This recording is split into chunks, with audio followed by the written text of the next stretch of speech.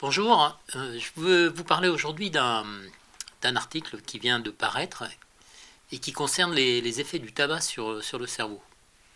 Alors c'est un sujet qui est un peu compliqué parce que pour la plupart des gens et dans l'esprit général, on a l'impression que le tabac c'est mauvais pour les poumons, c'est mauvais pour le larynx, et puis que ça pourrait avoir un effet bénéfique pour le cerveau parce que la nicotine, c'est un effet un petit peu excitant, et donc ça devrait peut-être pas être si mauvais que ça pour le cerveau. En fait, ce que certains articles démontrent, c'est que le tabac, ça a un effet délétère sur le cerveau, et que c'est peut-être même parmi les facteurs les plus habituels qui sont signalés pour provoquer ce qu'on appelle l'atrophie cérébrale, c'est-à-dire une diminution de la matière cérébrale. Bien, le tabac pourrait bien être un des facteurs les plus importants de cette atrophie cérébrale. Ce qu'on a fait dans cette étude, c'est qu'on a pris une assez grande population de sujets. Ce sont des sujets âgés de plus de 65 ans, des hommes et des femmes. On leur a pratiqué une imagerie par résonance magnétique, et avec des méthodes un peu automatisées, on a mesuré chez ces sujets la quantité de matière grise et la quantité de matière blanche, et tout un tas d'autres paramètres,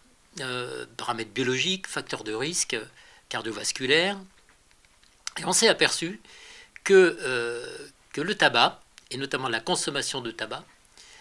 mesurée quantitativement, était un facteur qui expliquait l'atrophie cérébrale, aussi bien la perte de gris que la perte de blanc. On a aussi montré que ce facteur jouait différentiellement chez les hommes et chez les femmes,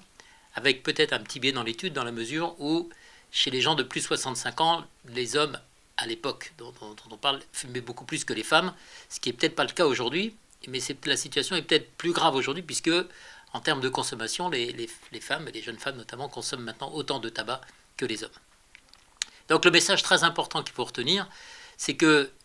même si le tabac est on va dire un psychostimulant, le tabac a un effet sur les cellules nerveuses, sur les neurones et sur la matière blanche. Et cet effet est un effet qui est tout à fait négatif, puisque avec cet article, on estime que l'effet du tabac lui-même sur le cerveau est aussi important que l'effet du vieillissement normal. Un peu comme si on doublait la perte de cellules nerveuses et de fibres nerveuses avec la consommation de tabac. Et le dernier message qu'il faut retenir, c'est que parmi les régions qui sont particulièrement affectées par le tabagisme figure l'hippocampe, cette structure qui est responsable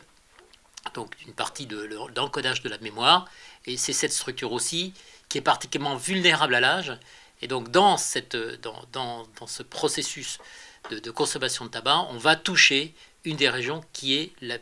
régions les plus importantes au cours du vieillissement. Je vous remercie de votre attention.